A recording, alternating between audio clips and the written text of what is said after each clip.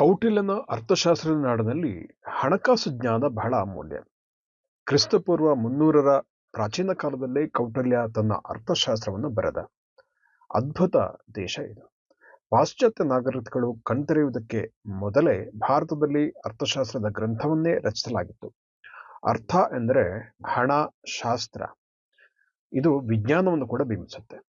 ಸಂಪತ್ತಿನ ಗಳಿಕೆಯನ್ನ ವಿಜ್ಞಾನ ಅಂತ ಕೌಟಿಲ್ಯ ಗೌರವಿಸಿದ್ದ. ಸಂಪತ್ತಿಗೂ ದೇಶದ ಸ್ಥಿರ ಮತ್ತು ಸುಭದ್ರ ಆಡಳಿತಕ್ಕೂ ಜನಜೀವನದ ಸಮೃದ್ಧಿಗೂ ಇರುವ ಸಂಬಂಧವನ್ನ ಅಂದೇ ಕೌಟಿಲ್ಯ ವಿವರಿಸಿದ್ರು. ದುಂಬಿಯೊಂದು ಹೂವಿನಿಂದ ಮಕರಂದವನ್ನು ಹೀರುವಂತೆ ಸುಂಕವು ಜನಸಾಮಾನ್ಯರಿಗೆ ಹಗುರವಾಗಿರಬೇಕು, ಬೆಳೆಗಳ ಕೊಯ್ಲಿನ ನಂತರವಷ್ಟೇ ಸಂಗ್ರಹಿಸಬೇಕು ಅಂತ ಕೌಟಿಲ್ಯ ತೆರಿಗೆ ಸಂಗ್ರಹಣ ಬಗ್ಗೆ ಸೂಕ್ಷ್ಮವಾಗಿ ವಿವರಿಸಿದ್ದ. ಅಂತಹ ಭಾರತದಲ್ಲಿ ಕ್ರಮೇಣ ಹಣಕಾಸು ಸಾಕ್ಷರತೆಯ ಕೊರತೆಯೂ ವ್ಯಾಪಕವಾಯಿತು. ಇದಕ್ಕೆ ಪರಕೀಯರ ಆಕ್ರಮಣ, ದುರಾಡಳಿತ, ಶಿಕ್ಷಣ ವ್ಯವಸ್ಥೆಯ ಲೋಪದೋಷವೂ ಸೇರಿಕೊಳ್ತು. ಆದರೆ ಈಗ ಜಗತ್ತು ಬದಲಾಗಿದೆ. ಹಣಕಾಸು ತಿಳುವಳಿಕೆಯ ಮಹತ್ವ ಎಲ್ಲರಿಗೂ ಮನದಟ್ಟಾಗ್ತಾ ಇದೆ. ಇದೊಂದು ಉತ್ತಮ ಬೆಳವಣಿಗೆಯಾಗಿದೆ. ಭಾರತ ಇಂದು ಜಗತ್ತಿನಲ್ಲೇ ವೇಗವಾಗಿ ಬೆಳೆಯುತ್ತಿರುವ ಪ್ರಮುಖ ಆರ್ಥಿಕತೆಯಾಗಿದೆ. ಇದರ ಲಾಭ ಎಲ್ಲರಿಗೂ ಮುಟ್ಟಬೇಕಿದ್ದರೆ ವೈಯಕ್ತಿಕ ಹಣಕಾಸು ಜ್ಞಾನ ಅತ್ಯವಶ್ಯಕ. ಯಾಕಂದ್ರೆ ಉಳಿತಾಯ, ಹೂಡಿಕೆ, ಖರ್ಚು ವೆಚ್ಚಗಳ ವ್ಯಾಖ್ಯಾನವೇ ಇಂದು ಆಮೂಲಾಗ್ರವಾಗಿ ಬದಲಾಗಿದೆ.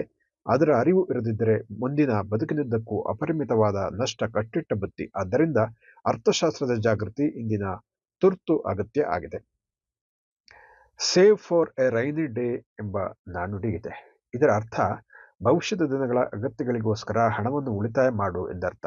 ನಿಯಮಿತ ಆದಾಯ ನಿಂತು ಹೋಗುವ ದಿನಗಳು ಬರುವಾಗ ಬೇಕಾಗುವ ನಿಧಿಯನ್ನು ಹೊಂದಲು ಈಗಲೇ ಉಳಿತಾಯವನ್ನು ಮಾಡು ಎಂಬ ಅಮೂಲ್ಯವಾದ ಸಂದೇಶವನ್ನ ಈ ಗಾದೆ ಮಾತು ಸಾರುತ್ತದೆ.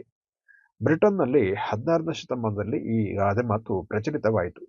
ಮಳೆ ಅನಿರೀಕ್ಷಿತವಾಗಿ ಬರಬಹುದು, ಆಗ ಕೊಡೆ, ರೈನ್ಕೋಟ್ ಇದ್ರೆ ಒದ್ದೆಯಾಗದಂತೆ ನೋಡಿಕೊಳ್ಳಬಹುದು. ಅದೇ ರೀತಿ ಬದುಕಿನಲ್ಲಿ ಅನಿರೀಕ್ಷಿತವಾಗಿ ಸಂಕಷ್ಟದ ದಿನಗಳು ಬರಬಹುದು, ಆಗ ಹಣದ ಅಗತ್ಯ ಉಂಟಾಗುತ್ತದೆ. ಅದಕ್ಕಾಗಿ ಮೊದಲೇ ಉಳಿತಾಯ ಮಾಡಿಕೊಳ್ಳಬೇಕು. ನೀವು ನಿಮ್ಮೂರಿನ ಕಾಲೇಜಿನ ಕೋರ್ಸಿಗೆ ಸೇರಬೇಕು ಅಥವಾ ಹೊಸ ಸ್ಕಿಲ್ ಕಲಿಯಬೇಕು ಎಂದು ಇಟ್ಟುಕೊಳ್ಳಿ. ಅದಕ್ಕೆ ದೊಡ್ಡ ಮೊತ್ತದ ಹಣ ಬೇಕಾಗುತ್ತದೆ. ಮಕ್ಕಳ ಮದುವೆಗೆ, ನಿವೃತ್ತಿಯ ಬದುಕಿಗೆ ಹಣ ಬೇಕು.